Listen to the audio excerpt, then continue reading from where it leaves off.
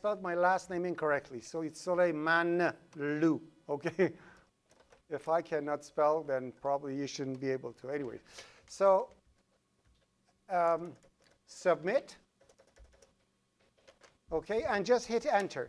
And that tells you exactly what submitter does and how you can actually do what you can do. If you put -do after the name of what you're submitting, it's going to give you all the due dates. So all those people asking me, when is that assignment's due date? It's a redundant question. Just go over there, do a -do, it tells you.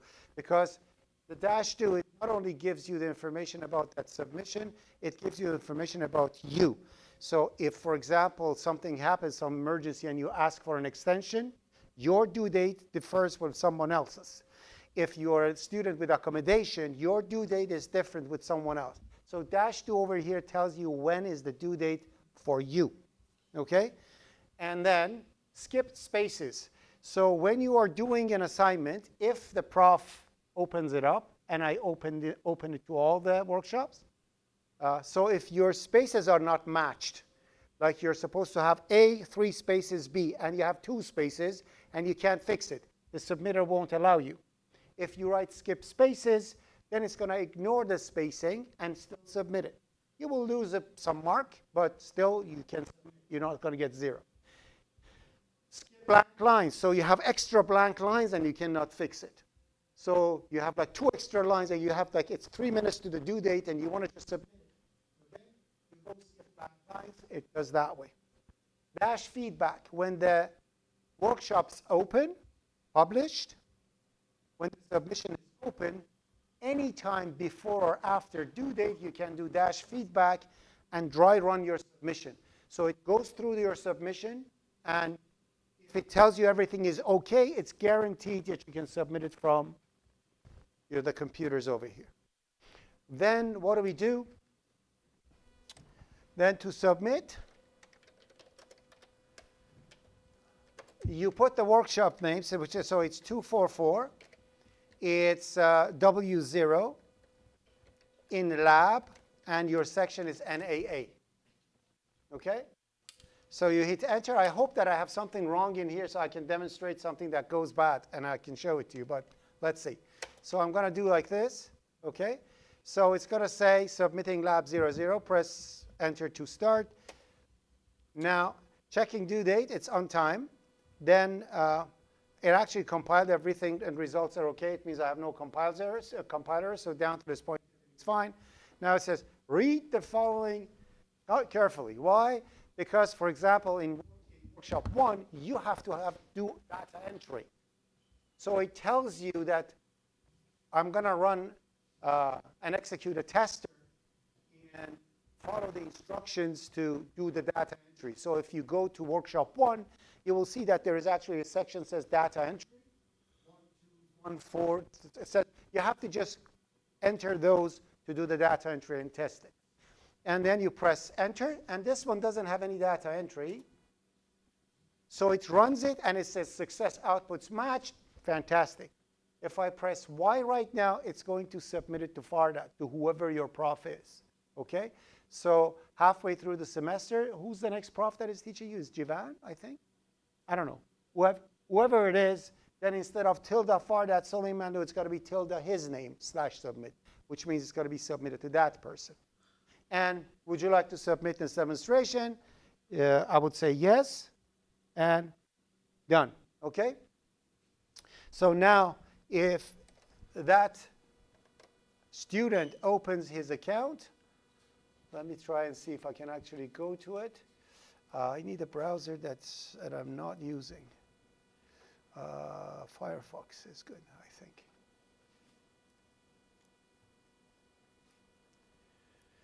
So my Seneca student email. So it's my password. Okay, what is my password? My password is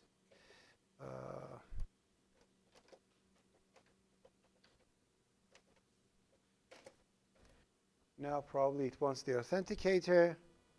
So I'll go to my authenticator and put 57. You use the authenticator too, right? Who here uses Duo? Anyone? No. Okay. So I'll go to the email and take a look at here. You see this? The first email that just got in, it says lab workshop 0 lab submission by yada yada yada. So this is a confirmation email that is coming to you, okay? So now you know if you receive this, it means I got it too. And even if I do not get it for some reason, it's internet, happens, right? If you have this and you see I gave you a 0, you simply say, hey, I submitted my workshop, you forward this email to me. And I know that you have done. So this receipt tells you exactly what you have submitted. As you see it give me your output, whatever your output is over there. So I can actually identify who you are because I asked you to put those information for me. So now I know. And I made a mistake. I should have asked you to put your GitHub repository URL over here too, but I didn't. It's OK. Hopefully next semester we'll do that. But for this semester, I have all your information over here. I have your email address and everything. What is your section? And then I know. OK? Now, all those who actually, so this tells me that you have submitted your workshop. And through this, I'm going to go and actually check. You know what?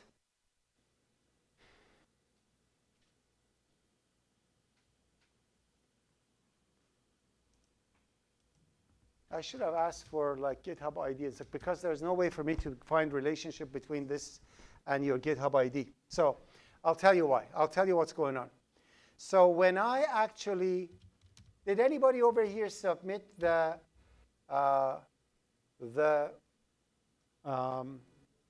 submitted the GitHub to me and it was successful? I add you as a collaborator and didn't send you a message telling you to do something wrong. Anyone? OK. You did it? OK. Anybody who received the confirmation for thing? You have it? OK. One. OK. Ed, right? OK. So I'm going to first stop recording. Give me 2 seconds. So one of the most important things that you need to do is to read instructions. If you don't read the instructions properly, you're not going to do it properly, and you're going to be in trouble. Not now, but even in if you find a job tomorrow and somebody asks you, gives you 10 pages of instructions of what to do, and you go halfway through and say, I know what he wants. You're going to do the thing, and then after a week, you're giving your project done. This is not what I asked. So you're going to lose your job. You don't do that. Okay? So please follow the instructions and come with questions. Some people ask too many questions. I get really angry and I answer with an angry tone. Ignore it. I'm getting paid to do so. So if I get pissed off, you're asking 50 questions, who cares? Let me get pissed off. OK? Doesn't matter. Yes, you had a question.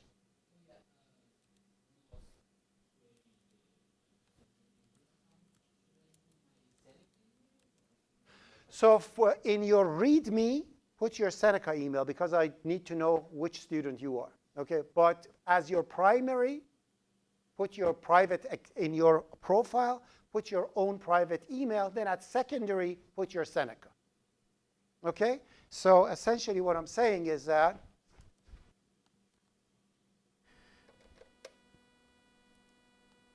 I think I created one. Let me see if I can actually find that GitHub profile. So GitHub, I think I called it sign in. Yeah, there you go, demo@fardat.com. That's what I created with. So now in this repository, this is the thing that I created, and I did not put the section over here. So I would have lost some marks. So this in here, I'm going to say over here, section NAA, and That's it. So I'm going to commit the changes over here. And I'm going to say added section. What I was saying is that go to your profile. So click over here, your profile. I think it's in settings, edit profile. So in settings, it's email. So it's not here. As settings.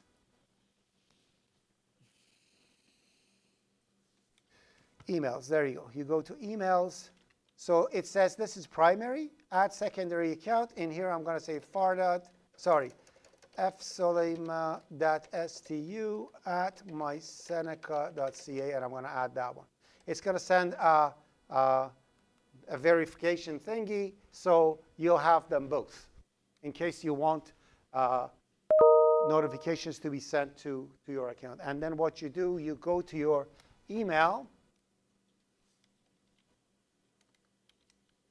You go to your email, and as you see, it says, please verify. Verify my email address, and the address is verified. So there you go. Now the secondary email is added. So the first one should be your own. And I mentioned why I need that, because I want you to have presence, private presence on GitHub, so you can be found. And remember, when you're writing a resume, put your private email over there, the email that you have in GitHub. So when they Google it, your GitHub account comes up. It shows that you know how to use GitHub and you're a collaborator. Okay? Extremely important. We good down to this point? Okay. Now, if you want to do your submissions, by all means, start doing it. And if you need help, I'm going to come help you. At the same time, I'm going to set up the podium computer. And I'm going to ask for some of your help. You already submitted? Are you going to put that citation like the GitHub one? As a practice, yes. So the submission will be different or same? Oh, say, another thing. If you make any changes to your code, you forget something. Oops, I forgot citation. Okay? You can always go back while the submission is open and submit another one. I always mark the last one for coding, and I have the time of submission your first submission. So if you submit something and then correct it, it's okay. But I'll get so angry if you just submit 5 times just in case. Don't do that, because then I doubt myself. Did this person change something? I'm going to go in through the code and try to find out what has changed. Don't do that. Don't do 3 submissions just in case. Do 1 submission, take a look at your receipt on your Seneca account. If you got the receipt, you're good. Don't do anything more. But if you do something wrong and you want to fix it, by all means, you can always fix it. I don't care if you submit 10 times. So the last one is the one that I mark, and the first one is the time you submit it. Therefore, you're not going to be late. Okay? So corrections are always a good thing. All right. So I'm going to pause the recording.